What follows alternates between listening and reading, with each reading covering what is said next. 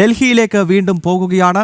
ഭാരതത്തിന്റെ സുപ്രീം കോടതിയുടെ 53ാമത്തെ chief ജസ്റ്റിസായി justice Suryakant സത്യപ്രതിജ്ഞ ചെയ്തിരിക്കുന്നു. രാഷ്ട്രപതി ഭവനിൽ നടന്ന ചടങ്ങിൽ രാഷ്ട്രപതി ദ്രൗപദി മുർമു സത്യവാചകം ചൊല്ലിക്കൊടുത്തു. 2027 ഫെബ്രുവരി മാസം 9 വരെയാണ് ജസ്റ്റിസ് സൂര്യകാന്തിന്റെ കാലാവധി. ഭാരതത്തിന്റെ പ്രധാനമന്ത്രി നരേന്ദ്രമോദി, കേന്ദ്ര ആഭ്യന്തരമന്ത്രി അമിത്ഷാ, പ്രതിരോധ മന്ത്രി രാജ്നാഥ് സിംഗ് തുടങ്ങിയ പ്രമുഖർ ചടങ്ങിന്റെ ഭാഗമായി. ജിഷ്ണു കൃഷ്ണൻ ഈ വാർത്തയുടെ വിശദാംശങ്ങളുമായി ഡൽഹിയിൽ നിന്ന് ചേരും. ജിഷ്ണു, നമ്മുടെ പരമോന്നത നീതിപീഠത്തിൻ്റെ പുതിയ ചീഫ് ജസ്റ്റിസായി സൂര്യകാന്ത് അധികാരമേറ്റിരിക്കുകയാണ്. ഈ ചടങ്ങിൻ്റെ മറ്റു വിശദാംശങ്ങൾ എന്തൊക്കെയാണ്? മാത്രമല്ല ജിഷ്ണു, ഈ ചടങ്ങ് വീക്ഷിക്കുന്നതിനായി ഈ മറ്റു രാഷ്ട്രങ്ങളുടെ, പ്രത്യേകിച്ച് നേപ്പാൾ, മൗറീഷ്യസ്, ശ്രീലങ്ക തുടങ്ങി വിവിധ രാജ്യങ്ങളുടെ ചീഫ് ജസ്റ്റിസുമാർ കൂടി എത്തുമെന്ന് പറഞ്ഞിരുന്നു. ചടങ്ങിൻ്റെ വിശദാംശങ്ങൾ പറയും.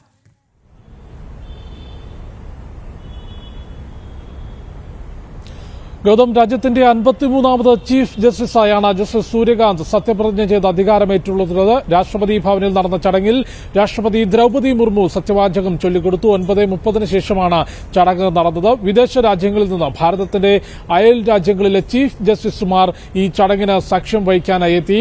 രാജ്യത്തെ പരമോന്നത നീതിപീഠത്തിന്റെ പരമാധികാരിയായി ചീഫ് ജസ്റ്റിസായി ജസ്റ്റിസ് സൂര്യകാന്ത് ചുമതലയേൽക്കുന്നു. 2027 ഫെബ്രുവരി വരെയാണ്, അതായത് 15 മാസത്തോളം ചീഫ് ജസ്റ്റിസായി ജസ്റ്റിസ് സൂര്യകാന്തിന് കാലാവധി ഉണ്ടാകും. ഇന്നു മുതൽ അദ്ദേഹത്തിന്റെ കാലാവധി ആരംഭിക്കുകയാണ്. സത്യവാചകം രാഷ്ട്രപതി ദ്രൗപദി മുർമു ചൊല്ലിക്കൊടുത്തു. പ്രധാനമന്ത്രി നരേന്ദ്രമോദി, ആഭ്യന്തരമന്ത്രി അമിത്ഷാ, പ്രതിരോധ മന്ത്രി രാജ്നാഥ് സിംഗ് തുടങ്ങിയിട്ടുള്ള കേന്ദ്രമന്ത്രിമാർ ആ ചടങ്ങിൽ പങ്കെടുത്തു. അദ്ദേഹത്തിന്റെ ബെഞ്ചിലേക്ക് ആദ്യം തന്നെ എത്തിയിട്ടുള്ള കേസ്, അദ്ദേഹം നിയുക്ത ചീഫ് ജസ്റ്റിസ് ആയിരിക്കുമ്പോൾ തന്നെ കേരളത്തിലെ SIR-മായി ബന്ധപ്പെട്ട കേസുകൾ എത്തിയിട്ടുണ്ട്. അത് 26-ാം തീയതി പരിഗണിക്കാനിരിക്കുകയാണ്. അപ്പോൾ ചീഫ് ജസ്റ്റിസായി അദ്ദേഹത്തിന്റെ ബെഞ്ചിലേക്ക് കേരളത്തിൽ നിന്നുൾപ്പെടെയുള്ള കേസുകൾ എത്തുന്നുണ്ട്. ചീഫ് ജസ്റ്റിസായി BR ഗവായ് ഇന്നലെ ചുമതലയൊഴിഞ്ഞിരുന്നു.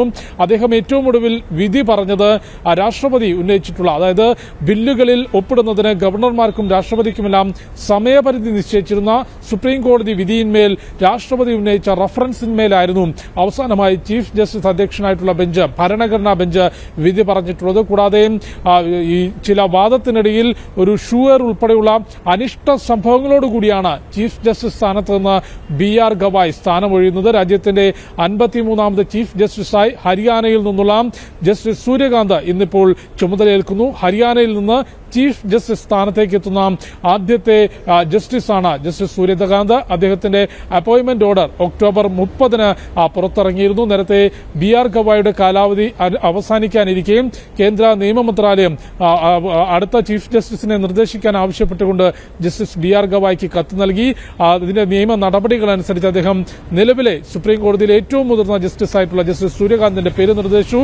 കേന്ദ്ര അനുമതിയോടുകൂടി രാഷ്ട്രപതിയുടെ അനുമതിക്ക് അയച്ചു. രാഷ്ട്രപതി അനുമതി നൽകിയതോടെ ഒക്ടോബർ 30-ന് തന്നെ ജസ്റ്റിസ് സൂര്യകാന്തിനെ സുപ്രീം കോടതി ചീഫ് ജസ്റ്റിസായി നിയമിച്ചുകൊണ്ടുള്ള ഉത്തരവ് പുറത്തിറങ്ങിയിരുന്നു. ഇന്ന് രാവിലെ 9:30 രാഷ്ട്രപതി ഭവനിൽ നടന്ന ചടങ്ങിൽ രാഷ്ട്രപതി ദ്രൗപദി മുർമു സത്യവാചകം ചൊല്ലിക്കൊടുക്കുകയും ജസ്റ്റിസ് സൂര്യകാന്ത് സത്യവാചകം ഏറ്റുചൊല്ലിക്കൊണ്ട് രാജ്യത്തിന്റെ 53ാമത് ചീഫ് ജസ്റ്റിസായി ചുമതലയേറ്റു. ഇന്നലെ നടന്ന ചടങ്ങിൽ കേസുകൾ വേഗത്തിൽ പരിഗണിക്കുന്നതിന്, വേഗത്തിൽ തീർപ്പാക്കുന്നതിനുള്ള ഇടപെടലുകൾ ഉണ്ടാകുമെന്നും കൂടുതൽ ഭരണഘടനാ ബെഞ്ചുകൾ രൂപീകരിച്ചുകൊണ്ട് കേസിന്റെ വിചാരണകൾ വേഗത്തിലാക്കും എന്ന പ്രതികരണങ്ങൾ ജസ്റ്റിസ് സൂര്യകാന്ത് നടത്തിയിരുന്നു.